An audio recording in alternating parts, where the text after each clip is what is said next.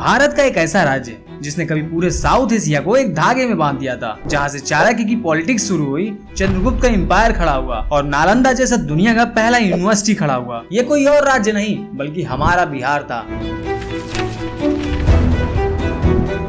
और आज वही बिहार जो कभी इंटेलेक्चुअल और पॉलिटिकल ताकत का सेंटर हुआ करता था, आज देश के सबसे बैकवर्ड स्टेट्स के रूप में गिना जाता है।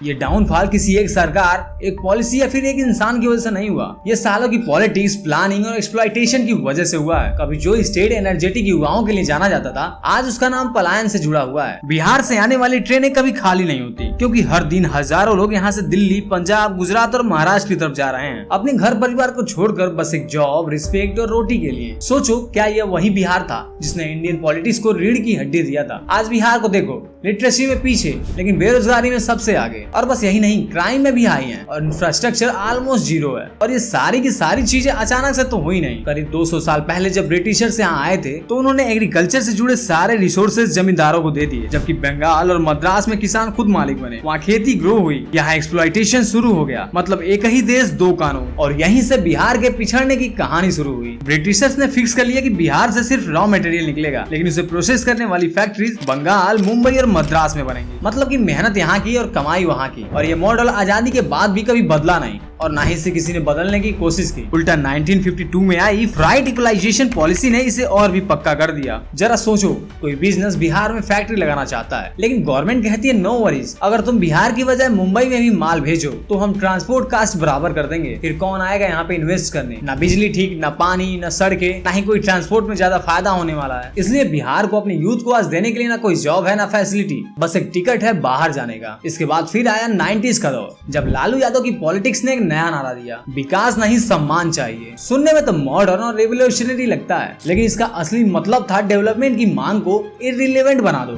ये कौन बराबर बोलते थे। और काश को एक ऐसा विपन बना दो जो सत्ता की कुर्सी तक सीधा रास्ता दे दे। यहीं से शुरू हुआ वो दौर जिसे लोग जंगल राज नहीं बल्कि इंस्टीट्यूशनलाइज आनरेसी कहते हैं, जहां थानों में पुलिस नहीं अपराधी बैठते थे और सरकार की कैबिनेट में ऐसे ऐसे चेहरे शामिल थे जिनके खिलाफ सीरियस क्रिमिनल केसेस थे। लालू यादव का राज एक पैरेलल माफिया सिस्टम था, जहाँ सरकार कॉन्स्टिट्यूशन से नहीं, कास्ट इक्वेशन और मसल पावर से चलती थी। साहबुद्दीन, सूरजभान, मोहम्मद शमीम, राजन तिवारी जैसे नाम सिर्फ अपराधी नहीं थे, ये सत्ता के ट्रस्टेड पार्टनर्स थे। एक जर्नलिस्ट की हत्या पर पूरे सिस्टम ने चुप्पी साध ली थी, क्योंकि उसका कातिल जो था वो पावर सर्किल का हिस्सा था। एसिड अटैक्स, किडनैपिंग, एक्सटॉर्शन, सब कुछ नॉर्मल हो गया था। बिहार तब सिर्फ इंडिया का नहीं बल्कि साउथ एशिया का सबसे डेंजरस नो रूल जोन बन चुका था। और ये सिर्फ रिसेप्शन नहीं था, ये रियलिटी थी। भागलपुर ब्लाइंडिंग केस के बाद उम्मीद थी कि ह्यूमन राइट्स पर सेंसिटिव बढ़ेगी, लेकिन उल्टा सिस्टम ने आंखें मूंद ली। 1999 की शिल्पी गौतम मर्डर केस, जिसमें एक लड़की और लड़के की लाशें सिवान के एमपी साहबुद्दीन से जोड़ी गई, वो आज भी बिहार की पॉलिटिकल क्रिमिनलाइजेशन की सबसे डरावनी कहानी है। लेकिन उसके बाद 2000 में नीतीश कुमार आए,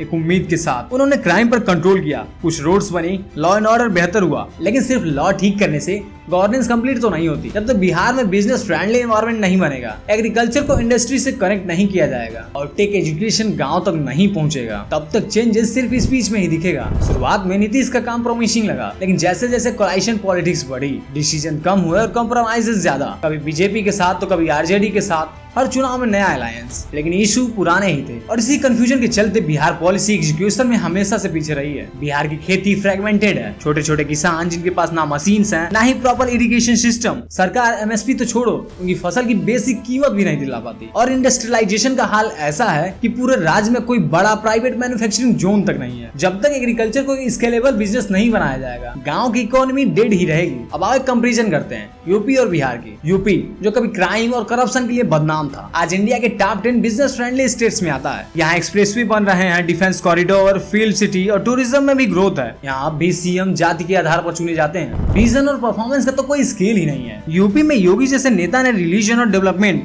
दोनों को स्मार्ट तरीके से कंबाइन किया, चाहे उससे कुछ लोग डिसएग्री करें, लेकिन इसने इन्वेस्टर को अपनी तरफ अट्रैक्ट किया। वही बिहार अब भी नालंदा और अशोका की बातें करता है, बल्कि ग्राउंड पर बस पेपर वर्क ही चलता है। क्या नालंदा और विक्रमशिला जैसे लीगेसी इंस्टीट्यूशन आज भी मॉडर्न टेक यूनिवर्सिटी में बदली हैं? टूरिज्म की पोटेंशियल की बात करें तो बोधगया, राजगीर, वैशाली, मधुबनी सब के सब वर्ल्ड क्लास डेस्टिनेशन बन सकते थे, लेकिन ना तो एयरपोर्ट प्रॉपर्ली फंक्शनल है, ना होटल चेन, ना ट्रांसपोर्ट सिस्टम सही है। इंटरनेशनल टूरिस्ट यहाँ आना तो चाहते हैं, लेकिन पटना उतरते ही उन्हें रिग्रेट होने लगता है। जब तक प्रिसेप्शन और रियलिटी का गैप नहीं मिटेगा, तब तक टूरिज्म बस एक सपना ही रहेगा। बिहार का सबसे बड़ा स्ट्रगल है यूथ का डिसअपॉइंटमेंट। हर नेशनल एग्जाम में बिहार का परफॉर्मेंस टॉप रहता है, जेई, नीट, यूपीएससी, लेकिन फिर भी जॉब बिहार के बाहर ही मिलता है। मतलब कि ब्रेन पावर यहाँ पैदा होता है और फायदा दूसरे स्टेट को मिलता है। ब्रेन ड्रेन अगर किसी एक स्टेट की सबसे बड़ी ट्रेजेडी है तो वो बिहार है। आज भी यहाँ पे इलेक्शन कास्ट आइडेंटिटी पे लड़े जाते हैं। आप कौन से जाति के हैं उसी हिसाब से आपको वोट मिलेगा। लीडर्स ना जॉब की बात करते हैं, ना ही एजुकेशन की, ना ही डिजिटल इकोनॉमी की। बस यादव, कुशवाहा, ब्राह्मण, पासवान यही सब गिने जाते हैं और जनता भी उसी साइकिल में घूमती रहती है। यही वजह है कि हर क्राइसिस कास्ट नैरेटिव में बदल जाता है। एजुकेशन सिस्टम पूरी तरह से अर्बन सेंट्रिक है। गांव में एक टीचर 4 सब्जेक्ट पढ़ा रहा होता है। लैब और कंप्यूटर तो ड्रीम ही है और प्राइवेट स्कूल की फीस पटना से भी ज्यादा है, लेकिन क्वालिटी जीरो। बिहार का बच्चा या तो कंपटीशन के प्रेशर में फंसा है या फिर माइग्रेशन की तैयारी में। अब बात करें करप्शन की, यहाँ हर स्कीम में कट है, हर काम में सेटिंग चाहिए और हर फाइल के नीचे एक रेट लिखा होता है। और इसी सिस्टम के चलते यहाँ पे कोई ऑनेस्ट इंटरप्रेन्योर टिक नहीं पाता। ना लोकल गवर्नेंस एक्टिव है, ना अकाउंटेबिलिटी दिखती है। ऊपर से नीचे तक बस जुगाड़ ही चलता है। हेल्थ सिस्टम की बात करें तो वो तो और ही वर्स है। एक नॉर्मल पीएचसी में